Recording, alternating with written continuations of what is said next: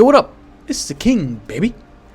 Today, I kind of wanted to talk about the Solstice of Heroes event in Destiny and how I think it could have been better. For starters, I think they really should have made the EAZ activity on multiple planets this time, and not just Earth. I know making games and other assets like that are hard, and out of the entire list of ideas I have, this one is a bit of a stretch.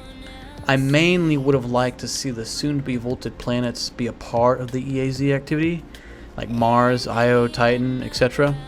It would have been nice to give it one last go around, and before they send it off indefinitely. Like I said, it's not a big deal, especially because they are working hard on the new DLC, and I'm very, very glad they delayed it to make it a better product. But that would have been sick. Let me tell ya, that would have been dope.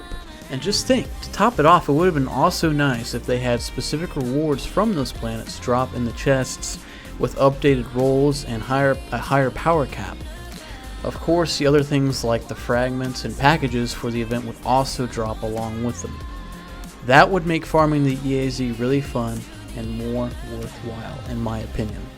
Another thought I had was maybe make the armored objectives have us do stuff on the vaulted planets as well, and other vacant activities that nobody really touches.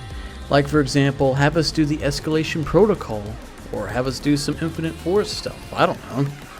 Or, and hear me out on this one, have us do some menagerie or blind well runs.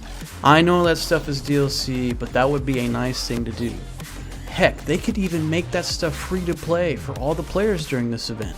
It might end up even making those players buy that content, especially now that they have until November to grind it. And another thing, making us do 10 Gambit matches and not giving us the option to maybe do 5 Gambit matches and 5 Crucible matches, or 8 Crucible, 2 Gambit, your choice, right? That's a big yikers for me and many others.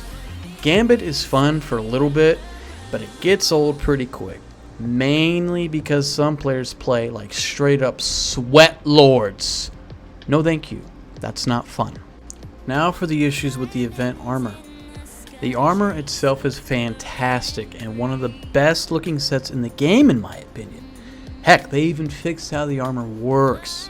The main issue, for me anyway, is that once you get the set on one character, and correct me if I'm wrong in the comments below, you then have the ornaments, or you have the option to buy all the ornaments for all 3.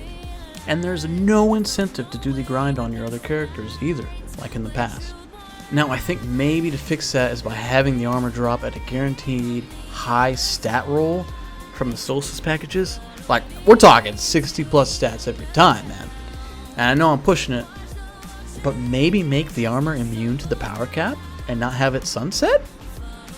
I mean, I know that defeats the purpose for the Solstice armor next year, but they could always change the design. I mean, that's just my opinion. I think that they should change the design for it next year and just every year after that, and then make all those armors immune to the sunset, Maybe that would make it worth your time.